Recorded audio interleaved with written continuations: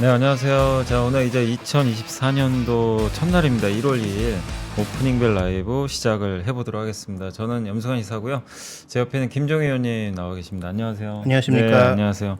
자, 오늘 이제 새해 첫날이죠. 예, 오늘 이제 그 장이 출발했는데 지수는 뭐 출발은 그렇게 좋은 것 같지는 않습니다. 현재 좀 부진하게 출발을 했는데 먼저 그 코스피부터 이제 출발했으니까 말씀을 드리면 현재 지수가 2642포인트 기록을 하고 있고 마이너스 12포인트 정도 하락세를 기록을 하고 있습니다. 등락률로는 마이너스 0.5% 가까이 좀 하락을 하고 있고요. 상승이 300개, 하락이 이제 460개 정도 기록을 하고 있습니다.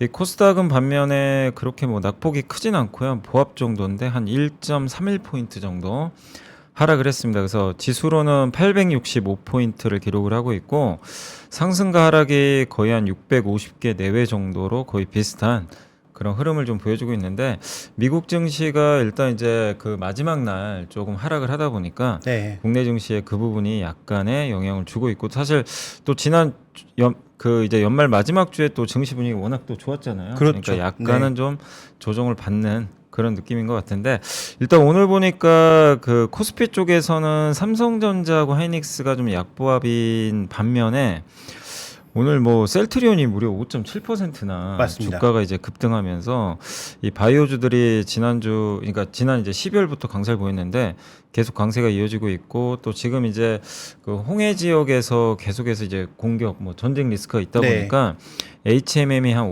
5% 정도 오른 것도 좀 특징적인데 일단 오늘 코스피는 좀 어쨌든 좀 약간의 약세로 출발했지만 일부 기업들은 좀 강세를 보이는 것 같아요. 그래서 네. 오늘 첫날 좀 출발 상황 다시 한번 점검해 주시면 좋을 것 같습니다. 일단 선물 시장의 출발이 벌써 한 0.9%가량의 하락세가 나타내고 있는데요. 일단 지난 주말에 보였던, 그러니까 연말에 보였던 그 강세를 일정 부분 차익 실현하는 것으로 보이고, 오늘 좀 눈에 띄는 부분은 그 선물 시장에서 벌써 뭐 거래 시작한 지 조금 되긴 했습니다만 또 선물 매도는 미리 되기 시작하니까 그 부분을 고려해 봤을 때 외국인들이 거의 5천 개가 가까운 매도를 내놓고 있는 것도 선물 시장에서 특징적입니다. 아직 현물에서는 의미 있는 변화가 나타나지 않고 있지만 선물 시장 쪽에서는 일단 그 계약상의 변화 나타나고 있고 현재 현물과 선물 모두 매도하고 있죠. 물론 매도 금액은 크지 않습니다. 그래서 금융투자의 매도와 외국인 선물이 결합되는 경우가 일단 대형주에겐 부담될 수 있기 때문에 뭐 그 부분은 계속 지켜볼 필요가 있을 것 같고요.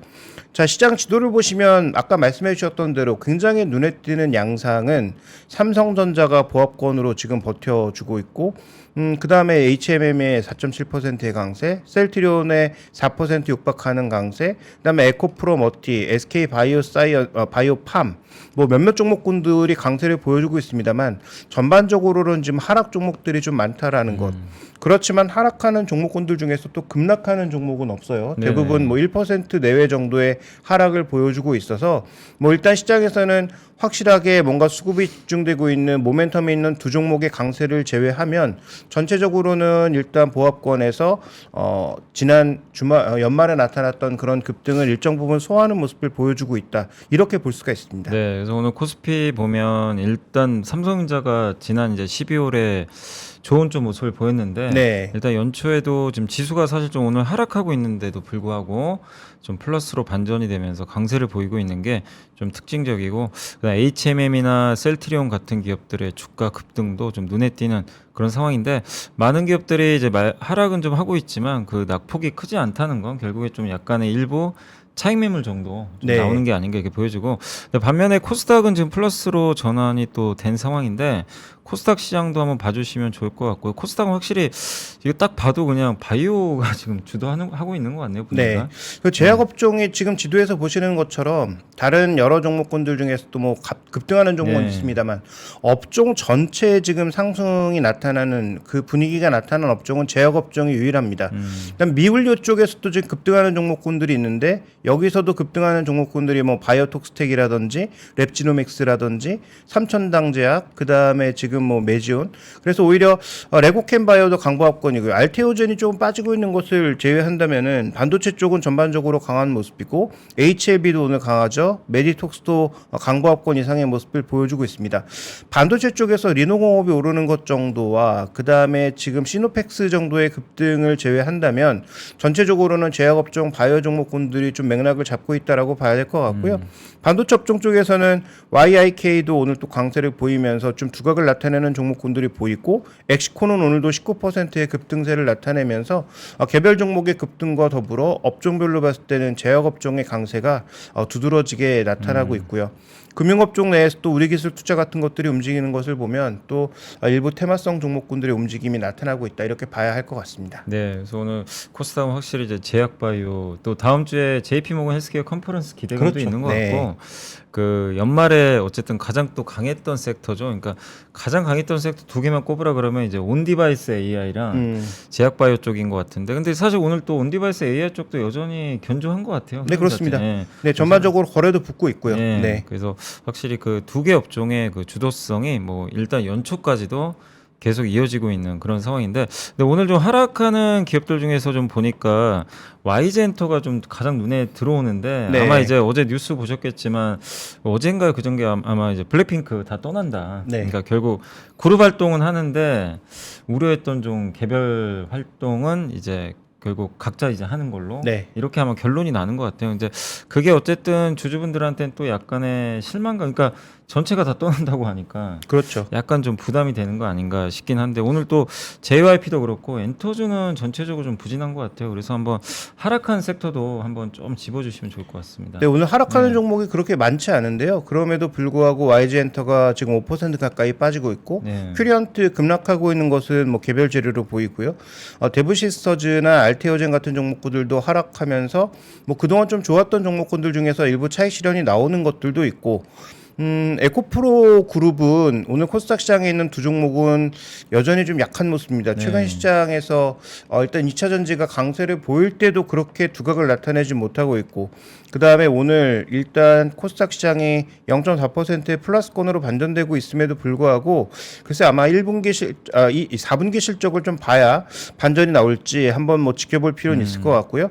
다만 거래가 증가하고 있기 때문에 뭐 하락 구간에서 거래가 증가하는 것은 뭐 부정적일 수도 있지만 이 정도의 거래 증가는 어느 정도의 반전 시그널일 수도 있어서 한번 살펴보실 필요가 있을 것 같고요. 코스피 시장에서 지금 강해지는 종목군들도 있지만 DB하이텍이 또 4% 이상 하락하면서 변동성이 나타나고 있고 포스코 인터내셔널, DS단석, 한올바이오 파마 등도 소폭의 하락세를 나타내고 있는데 일단 그 유가증권 시장에서 하락하고 있는 종목군들은 자동차와 2차 전지 핵심 종목군들이 좀 빠지고 있는 모습이어서 그 정도가 좀 눈에 띄고 있고 이 JP모건 컨퍼런스 그 효과는 나타나는데 네. CS 효과는 아직 좀 두드러진 게 없다는 게 그죠. 특징인 것 CS도 같아요. 네. CS도 이제 다음 주인가요? 아마 2월 제가 9일부터 10일까지. 1월 네. 9일부터니까 그래서 얼마 안 남았는데 결국 이번 근데 CES에서 많은 분들이 원래 보통 CES 하면 항상 자율주행이었거든요. 네. 근데 이번에 AI가 아닌가. 그래서 그렇죠. 네. 사실 보면 또 오늘 또 AI 관련주도 일부 움직이긴 하는데 그런 기업들의 주가도 아마 이제 다음 주 또 CES 앞두고 약간의 기대감이 좀 펼쳐지는 것 같습니다. 어쨌든 현재 오늘 코스피가 하락 출발을 좀 했다가 거의 보합까지 지금 올라서고 있고 그다음에 코스닥은 조금 더 좀 상승폭이 늘어나서 한 3포인트 내외 정도 올라가고 있는데 아까 말씀하신 대로 이게 에코프로 비행과 에코프로가 빠지면 보통 코스닥 항상 빠졌거든요. 네. 근데 이제 오늘 이 흐름을 봤을 때는 확실히 과거보다는 이 두 기업의 영향력이 조금 축소돼가는 그런 좀 과정이 있는 것 같고 네. 그 너무 또 한두 종목 이렇게 또 자주 하는 게 사실 그게 바람직한 현상은 또 아니잖아요. 그렇죠. 예, 네. 그래서 이렇게 다른 또 밑에 있는 기업들이 치고 올라간다는 건 그만큼 이제 시장 전체적인 또 변동성을 줄이는 차원에선 긍정적이지 않나 이렇게 보여집니다. 그래서 오늘 코스닥은 굉장히 좀 양호한 모습이고 그리고 이제 삼성전자가 이제 얼마 안 남았네요. 8만전자 가겠죠? 아니 뭐 지금 네. 오늘인가요? 그 나온 보고서에서 95,000원 목표가가 네, 게시되고 네. 있는 상황이니까 뭐 그 목표가가 꼭 달성된다를 떠나서 네. 어쨌든 계속 뭔가 실적도 좋아지고 수출 모멘텀도 좋아진다면 오히려 실적이 좋았을 때보다 모멘텀이 좋아지는 구간이 반도체 종목의 핵심이잖아요. 그래서 맞습니다. 계속 뭐 약간 루머성으로 흘러나오고 있는 뭐 엔비디아라든지 이런 큰 업체와의 그 비메모리 쪽에서의 어떤 소식만 좀 들려준다면 오히려 하이닉스보다 좀 더 강한 모습을 보일 수 있지 않을까 이렇게 좀 봐야 할 것 같습니다. 네. 그래서 오늘 삼성전자가 어쨌든 이렇게 앞단에서 아주 잘 버티고 있기 때문에 네. 증시가 하방에 대한 이제 흐름 자체는 굉장히 좀 견고하게 움직임이 나오는 것 같습니다. 그리고 오늘 이제 아까 이제 잠깐 하락하는 기업들 좀 몇 개 말씀을 드렸지만 YG엔터라든가 DB하이텍 이런 기업들은 좀 개별 이슈가 좀 일부 있는 것 같고 이런 기업들 좀 제외하고는 크게 뭐 급락을 한다거나 네. 하는 기업들은 그렇게 눈에 띄지 좀 않는 모습으로 좀 봐주시면 좀 좋을 것 같고요. 그리고 오늘 일단 이제 업종하고 섹터 쪽에서 아까 이제 잠깐 말씀드린 대로 뭐 CXL 테마라든가 제약바이오 요쪽이 좀 강하긴 한데 이 외에도 좀 눈에 띄는 좀 업종들이 있을까요? 좀 강세 네. 쪽에서. 그 코스닥에서 그 코스피 시장에서 의료 종밀 업종이 3% 넘게 급등하고 있는데요. 네. 이것은 뭐 덴티움 효과입니다. 덴티움이 지금 8%의 급등이 나타나고 있고 거래도 급증하고 있는 모습이어서요. 덴티움의 상승세와 더불어서 KC텍도 양호한 모습이고요. 코스닥뿐만 아니라 오늘 유가증권 시장도 의약품 업종이 강하죠. 물론 셀트리온 효과 물론 있습니다만 셀트리온의 거래도 늘고 상승폭도 크기 때문에 분명히 뭐 좌우하는 바가 있겠습니다만 그 밑으로도 지금 제일약품, 광동제약, 유나이티드제약 등 여러 제약주들의 강세가 나타나고 있고요. 최근 들어서는 좀 약간 그래도 덩치가 있는 뭐 종근당이라든지 동아ST, 한미약품 이런 종목군들도 비교적 강한 모습이었는데 오늘은 이런 종목군들은 그렇게 강한 모습은 아닙니다. 조금 뭐 보합권, 약보합권 정도에서 등락이 오가는 모습들이 많이 보여지고 있고요. 운수창고 업종에서는 지금 뭐 HMM이 끌고 가는 모습은 뭐 굉장히 큰데 CJ대한통운도 꾸준하게 강세를 보이면서 어느새 지금 13만 원을 눈앞에 두고 있는 상황이 되고 있습니다. 그래서 과거에는 굉장히 높은 밸류에이션도 받았던 적이 있었는데 뭐 그 정도까지 가긴 힘들겠지만 어쨌든 중국과 관련된 일정 부분의 그 모멘텀 확보는 CJ 대한통운에도 분명히 긍정적인 흐름이 있는 것 같고요. 또 하나의 특징주는 지금 음식료품 업종에서 뭐 대상우선주를 제외한다면 삼양식품의 또 강세가 눈에 띄는 부분이 있고 농심도 오늘 비교적 거래가 증가하면서 2% 가까이 강세를 나타내고 있습니다. 테마 쪽에서는 뭐 이렇게 우리가 흔히 얘기하는 AI 관련주를 포함한 일부 종목군들의 강세, 그 다음에 제약바이오와 더불어서 지금 일본 지진 때문에 뭐 지진 관련된 종목군들의 움직임도 일부 나타나고는 있는데 이건 뭐 추세적으로 움직이진 않을 것이기 때문에 뭐 그 부분은 좀 더 우리가 낮춰 볼 필요는 있을 것 같습니다. 그리고 이제 태형건설이 지난주에 이제 결국 워크아웃 신청을 했는데 네. 그게 이제 뭐 제가 리포트를 읽어보니까 뭐 금융시장에 미친 영향은 좀 제한적이라는 이제 분석들이 많은 편인데 어쨌든 좋은 뉴스는 절대 아니기 때문에. 그렇죠. 근데 네. 오늘 좀 은행주더라고요. 건설주들 좀 흐름은 어떤가요? 아까 보니까 은행주는 좀 영향을 받는 것 같더라고요. 네, 일단 지난 그 연말에도 일단 종목군들의 흐름이 있었는데 네. 오늘 또 업종별 매매동 살펴보시면 건설업종에 대해서는 매매가 크지 않은데 소폭의 매물이 외국인 기관 모두 흘러나오고 있고 증권이나 금융업 전체로 봤을 때도 매도하고 있는 그런 양상입니다. 네. 그래서 주로 이 종목들이 뭐 거래도 많지 않고 그다음에 변동성이 작은 종목이기 때문에 이렇게 수급이 악화되면 상대적으로 좀 둔화될 수밖에 없는데 일단 뭐 흐름은 좋지 않은 모습이라고 봐야 될 것 같고요. 오늘 업종 흐름을 살펴봤을 때 건설업종은 1.4%로 하락하면서 가장 많이 하락하고 있는 업종입니다. 그래서 건설업종의 모습들을 보시면 오히려 태형건설 우선주나 태형건설은 급등하고 있는데 네. 반대로 HAJ 중공업이라든지 코오롱 글로벌, DLENC, HDC 현대산업개발 같은 종목군들이 뭐 7에서 한 2%가량 빠지면서 오히려 이제 그 악재를 제공했던 종목은 낙폭과대에 의해 반등하고 있는 모습이지만 대형 건설주들이 좀 하락하고 있고요. 네. 금융업종 내에서는 JB금융지주나 한국금융지주, 삼성화재 이런 종목군들 중심으로 좀 빠지고 있어서 보험사 혹은 뭐 저축은행 그다음에 뭐 증권사들 중에서 지방 쪽에 뭔가 좀 연계되어 있는 종목군들에 대해서는 좀 부정적인 그런 흐름을 가져가고 있는 것 같습니다. 그러니까 이제 태형건설에서 이게 끝나지 않고 또 있지 않을까 하는 좀 약간의 불안감. 네, 그런 게 좀 오늘 딱 봐도 금융주 쪽에 좀 영향을 좀 일부 주고 있는 것 같아요. 그러니까 연휴 기간에 아마 그 3프로에서 조용무 그 LG 네. 경제연구원 그 정확하게 연구위원님인가요? 예, 그 연구위원님께서 그렇습니다. 말씀해 주신 부분에서 뭐 이 PF 관련돼서 여러 가지 말씀하시지 않은데 딱 한 말씀 하시더라고요. 전 그 한마디가 가장 좀 인상 깊었는데 언제 어디서 뭐가 어떻게 터질지 모른다라는 게 핵심이죠. 그래서 정부 대책도 굉장히 많이 준비가 되어 있지만 정부 당국이 정말 효율적으로 잘 대응하지 않으면 어디서 문제가 터졌을 때 사람들의 심리가 악화되는 것은 아무리 효율적인 정책으로도 막을 수가 없는 부분이기 때문에 그런 변동성은 좀 고려를 하셔야 되겠죠. 물론 뭐 최근에 보니까 태양건설 뭐 그 회사채라든지 네. 그 다음에 태양건설 주식을 굉장히 저가는 아니죠. 좀 급락이 있었으니까 12월 한 중순쯤에 매집한 뭐 슈퍼개미 뭐 이런 사람들이 있더라고요.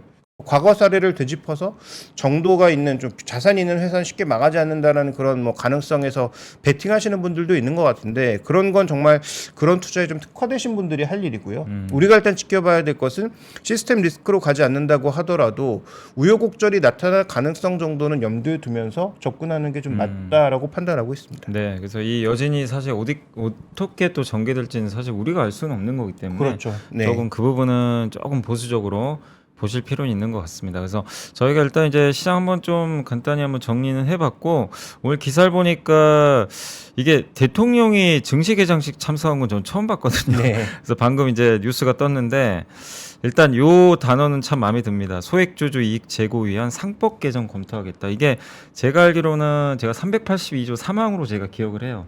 근데 그게 이제 지금 이사는 회사 이익을 위해서 일을 해야 된다. 이렇게 돼 있는 걸로 알고 있는데 거기에다 이제 주주 그러니까 이 주주 가치를 위해서라고 한마디만 딱 적어주면 사실 이게 상법이 개정이 되면서 사실 소액주주에 대해서 이제 좀 그 주주 가치를 떨어뜨리는 뭔가 회사의 행동이 나왔을 때 각종 소송도 가능해지거든요. 네. 함부로 할 수가 없는 거죠. 근데 그거를 일단 이제 대통령이 직접 또 이렇게 아마 개장식 참석하면서 언급을 했다는 건 저는 좀 상당히 의미가 있는 것 같아요. 근데 이게 진짜 바뀌어야지 더 의미가 있겠지만 그렇죠. 어쨌든 대통령이 이렇게 참석을 하고 멘트를 했다는 건 좀 주식 쪽에 대한 좀 약간의 의지가 있는 거 아닌가 하는 좀 생각은 들긴 드는데 이제 관건은 그거예요. 항상 우리가 이게 정치권 그동안 불신을 했던 이유가 말은 하는데 네. 행동이 안 되니까. 그렇죠. 근데 지난번 그게 좀 뭐 세금의 네. 시도 그렇고요. 예. 네. 근데 이게 좀 어쨌든 이게 사실 개인 투자자분들 모두가 바라는 일이잖아요. 그렇죠. 예. 네, 그리고 그 상법 개정과 관련돼서 아마 뭐 지난 연말에도 한번 제가 방송을 했었는데 그 중에 또 중요한 내용 중에 하나가 이제 지분율 10%만 넘으면 소위 이제 비상장 회사라고 하더라도 물적 분할하는 데 있어서는 굉장히 여러 가지 제한을 두려고 하는 그런 개정도 있었죠. 거기에다가 만약에 그런 물적 분할을 하려면 미리 5년 전부터 관련된 그 공시를 해야 된다라는 규정도 생기고 있고 네. 이건 뭐 일정 부분 소급 적용되는 부분도 있기 때문에 그와 관련돼서 분명히 소액주주 보호를 위한 그다음에 기존 주주 보호를 위한 여러 가지 그런 법 개정에 대해서는 확실히 방향은 그렇게 가고 있는 건 맞다. 다만 대통령령으로 개정될 수 있는 부분인가 아니면 국회를 또 통과해야 되는 부분인가가 중요한데 네. 국회를 통과해야 하는 부분에 있어서는 지금 여당과 야당이 워낙 뭐 첨예하게 대립하고 있는 부분이 많으니까 그걸 또 이제 금융소위 쪽이라든지 아니면 전체 국회에서 어떻게 좀 소화해 나갈 수 있을지는 한번 잘 지켜봐야 될 것 같습니다. 근데 어쨌든 이게 이제 만약에 상법 개정이면 국회 통과를 해야 되니까 그렇죠. 당연히. 네. 근데 이게 이제 법으로만 명시가 된다면 저는 우리나라 이제 PBR이 너무 낮잖아요, 사실. 그렇죠. 예, 글로벌 네. 증시에 비해서도 그 PBR 기본적으로 한 배 이상은 또 받을 수 있는 그런 기틀이 되지 않을까 이렇게 싶긴 한데 어쨌든 요게 또 대통령이 어쨌든 이제 개장식에 참석해서 일단은 소액주주 이익 제고 위한 상법 개정 검토하겠다라고 언급을 했기 때문에 어쨌든 주식시장이 조금 우호적으로 작용하지 않을까 이렇게 좀 보여지고 그 다음에 이제 수출 데이터가 어제 이제 우리 신흥기관에 좀 발표가 됐는데 일평균으로 14.5%나 급증을 했어요. 네. 그래서 굉장히 좀 놀라운 숫자가 좀 나와줬고 반도체만 해도 21.8%가 증가를 했다고 합니다. 그리고 또 특징적인 게 중국보다 미국 수출 비중이 더 높아졌다는 거. 이게 20년 만에 그만큼 이제 많은 변화가 있었는데 어쨌든 지난 2년 동안에 좀 수출 부진을 딛고 어쨌든 이제 2023년 하반 이제 10월부터 뭔가 분위기가 좀 바뀌고 있는데 이게 좀 끝까지 이어질지 한번 좀 지켜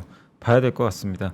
그리고 사실 이제 저도 이제 그 연휴 기간에 신문들도 막 여러 개 읽어보다 보니까 가장 이제 그 신문 기사에서 많이 나왔던 게 이제 24년도 주요 키워드 뭐가 될까. 음. 근데 가장 공통적인 게 뭐냐면은 결국 선거 같아요. 네. 그러니까 이제 1월에 대만에서 선거가 네. 있고 거기다 4월에 우리나라 총선이 있고 이제 11월에 미국이 대선이 있는데 아무래도 가장 많은 분들이 주식시장에 참여하는 분들의 관심사는 미국 대선이죠. 그렇죠. 네, 대선이 이제 가장 큰 영향을 줄 텐데 결국 트럼프 대통령이냐, 트럼프 전 대통령이냐, 바이든 대통령이냐 이 싸움이 될 것 같은데 근데 사실 요즘에 나오는 거 보면 또 트럼프 전 대통령도 이제 같은 공화당 안에서 또 이 후보들이 또 지지율이 올라오고 있어가지고 네. 무조건 된다고 또 이렇게 낙관할 수는 없는 것 같더라고요. 근데 그렇죠. 어쨌든 올해 하반기는 선거가 좀 될 것 같은데 이 선거하고 더불어서 이제 결국 가장 큰 이슈 중에 하나가 이제 드디어 연준이 피벗을 시작을 해가지고 금리 인하 쪽으로 이제 방향을 틀고 있는데 미국은 금리 인하로 가는데 일본은 반대란 말이에요. 그렇죠. 일본은 오히려 금리를 인상하지 않을까. 지금 마이너스 금리잖아요. 요게 충돌을 하면 제가 봤을 때는 결국 달러 방향이 완전 바뀔 것 같거든요. 너무 지난 몇 년간 달러가 강했잖아요. 그렇죠. 이 기조가 좀 바뀔 것 같은데 좀 어떻게 보세요? 그러니까 올해 시장을 봤을 때는 가장 중요하게 보는 게 좀 뭐 물론 선거도 있겠지만 저는 주식시장 입장에서 우리나라는 환율이 제일 중요할 것 같아요. 네. 저는 뭐 환율도 중요하고 정치적인 일정도 중요하지만 그 이익이 굉장히 중요할 것 같은데 예를 들어서 이익이 올해 뭐 좋아진다는 게 기본적인 컨센서스잖아요. 네네. 왜냐하면 반도체가 적자에서 흑자로 올라오니까 당연히 전체 이익은 좋아질 수밖에 없는데 그 폭이 얼마냐라는 부분과 그다음에 그 좋아지는 그 이익이 대부분 반도체에 집중되어 있다면은 그러면 반도체 때문에 지수는 안 빠지는 것 같은데 개별 종목의 전체적인 흐름이 오히려 변동성이 커지지 않을까라는 그런 우려를 가지고 있어서 네. 저는 이익의 양도 중요하지만 이익의 질이 굉장히 중요할 것 같다를 내년에 가장 주목하고 있습니다. 근데 이건 우리나라만 해당되는 게 아니고 미국도 좀 마찬가지가 아닌가.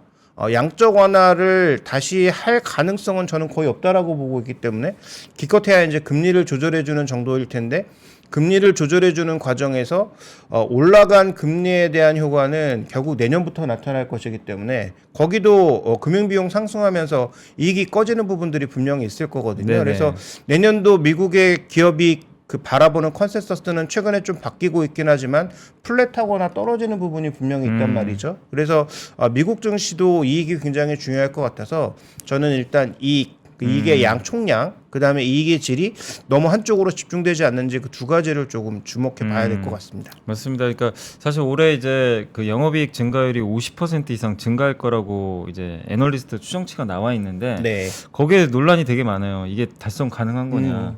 결국엔 낮아진다. 근데 또 일각에선 그런 시각도 있어요.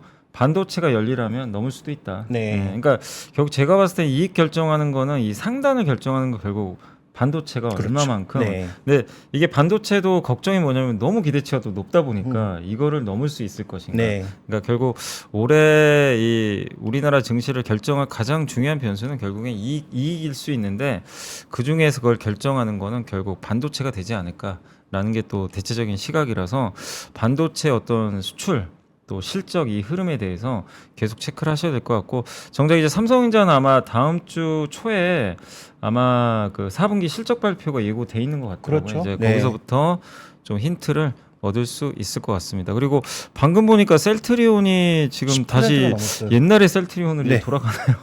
11%나 지금 와 급등하면서 바이오주들이 좀 뜨거운데 보니까 뭔가 공시가 하나 뜬 것 같네요. 저도 이게 아시아 태평양 지역 중에서 그 한국의 주요 제품을 제외한 프라이머리 케어 그 전문 의약품 자산이라고 하는데 저도 이 내용에 대해서는 정확히 잘 모르겠습니다만은 아무튼 양도를 해서 2,099억 원에 그러니까 이게 파는 거죠. 예.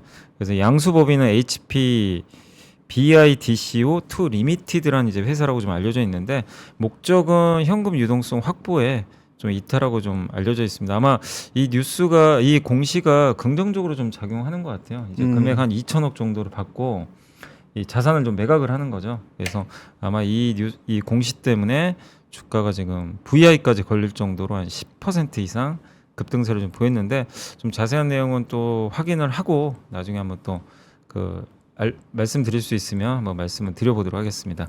그리고 오늘 제가 그 보고서를 하나 좀 가져와 봤거든요. 그래서 한번 그 오늘 보고서 한번 소개해드릴 예정인데 화면 한번 띄워주시면 좀 감사하겠습니다. 그래서 이게 이제 보고서 내용이 그 하이투자증권의 이용찬 연구원님이 이제 쓰셨던 오늘 그 한 장짜리 좀 자료예요. 근데 이게 제목이 공존할 수 없는 2024년 증시 전망 컨센서스 이렇게 나와 있는데 저게 보면 이제 오른쪽에 보시면 주요 증권사들의 올해 이제 그 목표 예, 네. 그러니까 상단이거든요.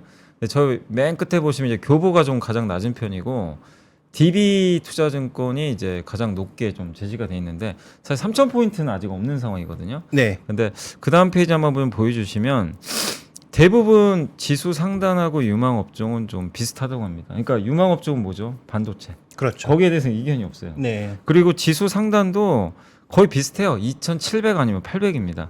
그래서 이 좀 비슷비슷한 지금 상황으로 좀 이렇게 전망들이 좀 나오고 있는데, 근데 연초에 항상 질문을 많이 받는 게 상고하자냐, 상저하고냐 이 질문들을 많이 아마 이제 애널리스트분이 받으시겠죠. 그렇죠. 근데 이분 의견은 뭐냐면 그건 별로 올해 중요한 것 같지는 않다. 왜냐하면 매크로 변수가 많이 줄어들었기 때문에 결국 종목 장세가 계속 좀 펼쳐지지 않겠냐 이렇게 좀 보고 있고, 다만 이제 3천을 가기 위해서는 결국엔 좀 뭔가 조건이 좀 붙어야 되겠죠. 그래서 그 조건 중에 하나가 결국 반도체 같아요. 저희도 이제 반도체를 얘기했지만 다음 페이지 한번 좀 보여주시면 지금 현재 코스피가 2,650에서 근데 대부분 반도체를 좀 좋게 보고 있어요.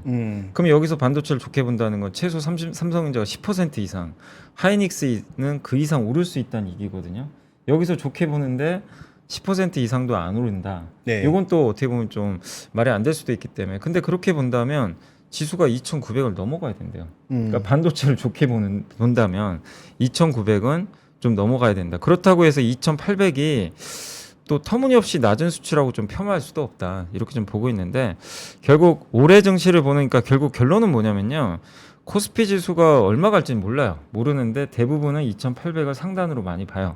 근데 그게 넘어가기 위해서는 결국 반도체 업종 강세 주장이 맞으면 넘어갈 수도 있다. 네. 2,900, 3,000까지도 갈 수 있는 거고 아니면 반도체가 안 맞을 수도 있는 거죠. 그렇게 되면 틀린 거죠. 예. 그러면 2,800 정도에서 끝날 수도 있다는 거죠. 그래서 어떻게 될지는 모르지만 어디에서 먼저 균열이 발생하게 될지 그건 좀 알 수는 없지만 결국엔 반도체가 더 오르느냐 아니면 우리가 생각한 것보다 못 미치느냐 이 두 가지에 따라서 3,000을 갈 수도 있고 2,800을 돌파 못하고 그냥 계속 박스권에 머무를 수도 있고 요렇게 좀 결정될 수도 있다. 근데 저는 이제 읽어보면서 저도 결국 올해 핵심 포인트는 저는 중국 경기하고 반도체 두 개를 보고 있거든요. 네. 중국 경기가 우리 생각보다 좋으면 좋고 반도체가 좋으면 3,000 넘어갈 수 있다고 봐요.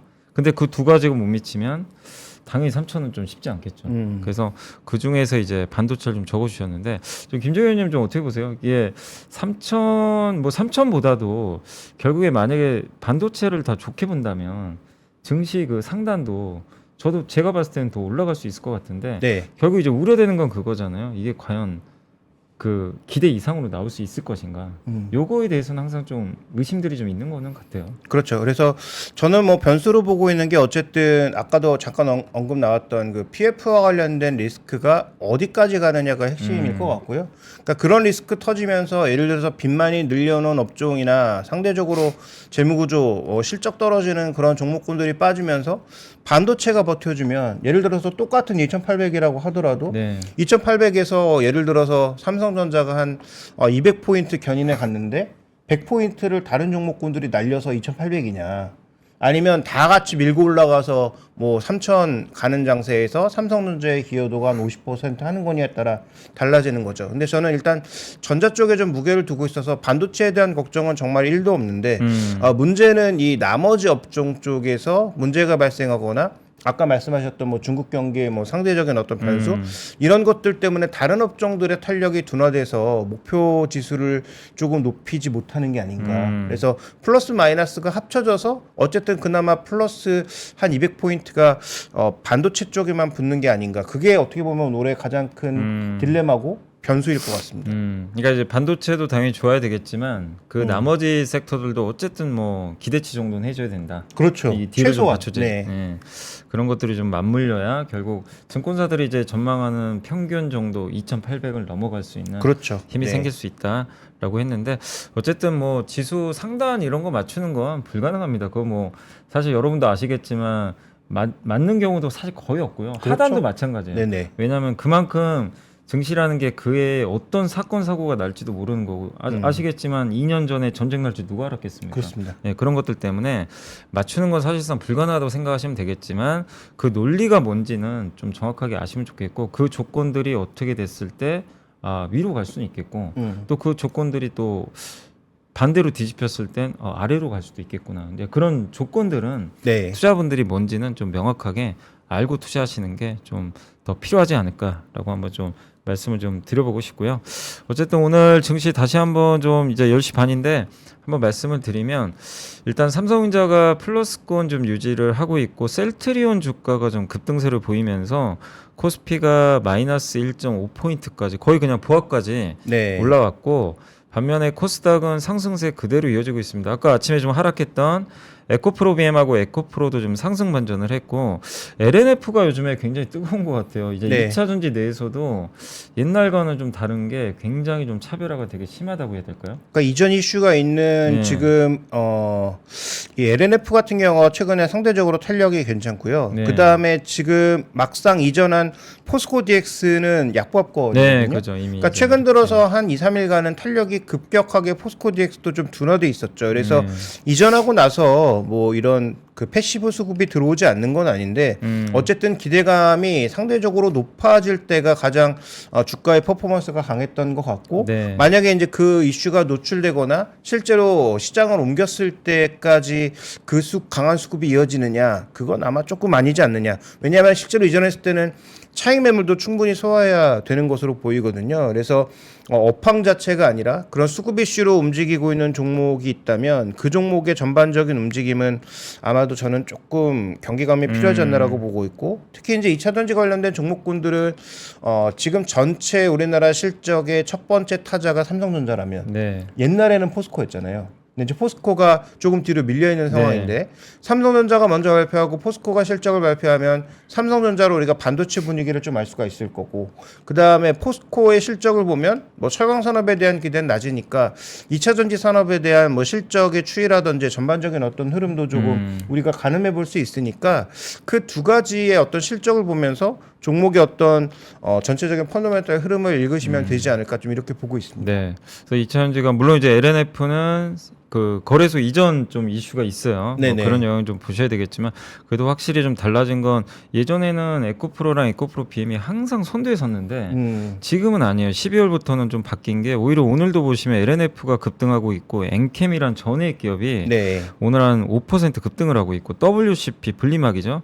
여기도 2.7% 급등하는 거 보면은 이 시장에서도 지난해 좀 2차 전지 이 기업들도 공통점이 랠리에 좀 소외됐었어요. 그러니까 그런 쪽으로 좀 가격 매력을 찾아서도 좀 가는 것 같아서 어쨌든 좀 여러분들이 투자하실 때도 그냥 어떤 업종이 그러니까 반도체 사실 마찬가지잖아요. 모든 반도체 기업들의 주가가 다 좋은 게 아니라 그 안에서도 옥석가리기가 정말 철저하게 좀 펼쳐지고 있어서 네. 종목 선정을 결국엔 잘 해야 될 것 같고 그리고 방금 이제 아까 셀트리온 좀 말씀은 드렸지만 셀트리온 주가가 급등해서 그런지 모르겠지만 이상하게 또 오늘 다른 바이오는 지금 급락세로 좀 또 돌변을 하고 있거든요. 뭐 알테오젠이 7% 빠지고 있고요.